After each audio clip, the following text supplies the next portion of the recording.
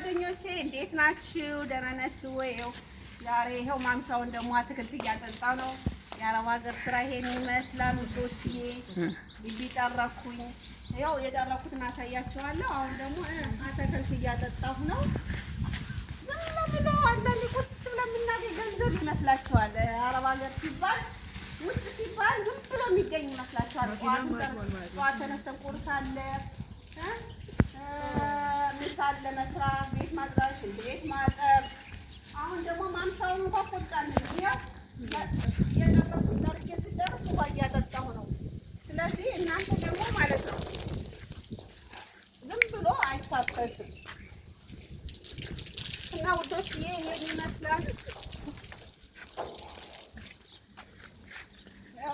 የአረብ ሀገር ስራ ይሄን ይመስላል ውዶች።